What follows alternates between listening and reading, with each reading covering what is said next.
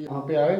सबसे पहले मैं आपको आपके माध्यम से कालाकोट के और सुंदरबनी के लोगों को मुबारकबाद पेश करना चाहूँगा, क्योंकि जैसे कि आपको पता है कि कल सियोट कालाकोट रोड का काम शुरुआत हुई, सियोट कालाकोट रोड की शुरुआत हुई। और मैं आपको एक चीज़ इसमें बताना चाहूँगा, एक्चुअली कुछ लोगों को ये पता नहीं है कि इस रोड का नाम है वो है कालाकोट टू सियोट रोड।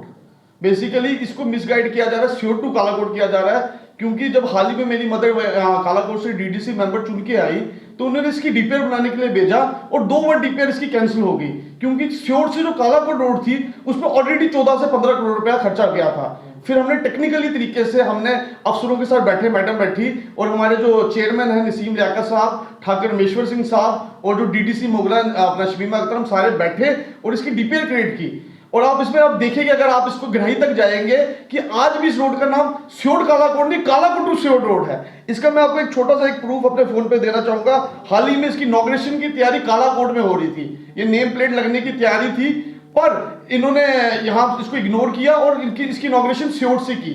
उसका एक कारण था, क्योंकि जो हमारे एमपी जुगल किशोर शर्मा जी है, वो मेंबर ऑफ पार्लियामेंट इस इलाके से चुन के आए हैं, पर शायद उनको कालाकोट के लोगों से कुछ कम प्यार है, क्योंकि इसकी तैयारी कालाकोट में चल रही थी और इनको पता था कि अगर कालाकोट में इसकी इनॉग्रेशन होती है तो पूरा क्रेडिट जो है नेशनल कॉन्फ्रेंस कालाकोट के लोगों को जाएगा और डीडीसी मेंबर अनीता ठाकुर जी और नसीम लियाकत साहब को जाएगा इसका।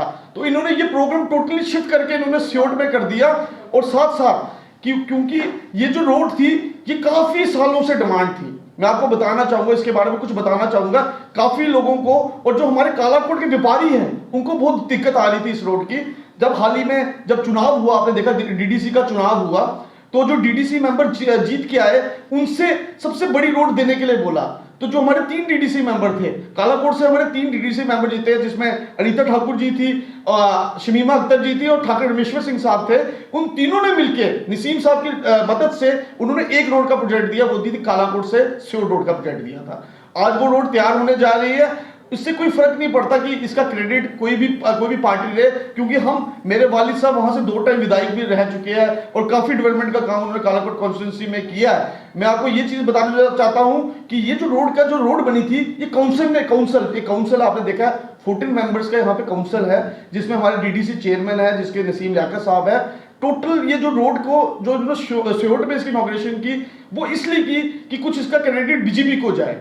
मैं आपको बताना चाहूंगा, इसमें जो आपने देखा होगा, शायद वहां मीडिया के लोग काफी मदद होंगे, ये सरकारी प्रोग्राम होता है। जब एक इनॉग्रेशन होती है सरकारी प्रोग्राम होता है, और वहां पे इसमें सियोट के जो बीडीसी मेंबर थे या डीडीसी जो संगीता जी थी, उनका कोई रोल नहीं है इस रोड में, पर वो वहां पहुंचे थे और जबरदस्ती उनका नाम भी वहां पे लिखवाया गया नीचे कि उनका भी लिखा जाए। मैं आपको बताना चाहूंगा, इसमें 19 किलोमीटर जो रोड है वो डीडीसी कालाकोट के अंदर आती है और 2.5 किलोमीटर जो एरिया है वो सुंदरबनी का पड़ता है खाली।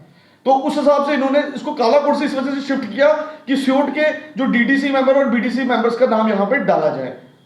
अगर सड़क का नाम, आप खुद वहां से गुजरते होंगे, लोगों की मुश्किलात हल हुई है, तो इस पर राजनीति होनी चाहिए। बिल्कुल राजनीति जरूरी है, पर राजनीति अगर करनी थी तो ये एमपी साहब को प्रोजेक्ट उस वक्त में बनाना चाहिए था ना, सियोट टू कालाकोट रोड।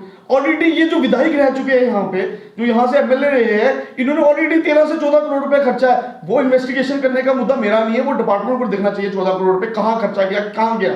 मैं आपको बोलना चाहता हूं, अगर लोगों की भलाई के लिए अगर इसका नाम चेंज करके कालाकोट टू सियोट रोड बना के अगर लोगों की रोड बन सकती है, तो क्या डीडीसी मेंबर और डिपार्टमेंट ने इसमें एक अच्छा इनिशिएटिव लिया इसके लिए, आज ये रोड बनने जा रही है, तो इसका जो क्रेडिट है वो कालाकोट की आवाम और सुंदरबनी की आवाम को मिलना चाहिए, किसी लीडर को नहीं मिलना चाहिए इसमें। देखो जो डीडीसी मैडम का, वो तो उनका फर्ज था, अगर लोगों ने उनको चुना था तो उनका फर्ज था उसकी डीपीआर बनाना, तो इसका क्रेडिट जो सबसे ज्यादा वो है कालाकोट की आवाम और सुंदरबनी की आवाम को मिलना चाहिए।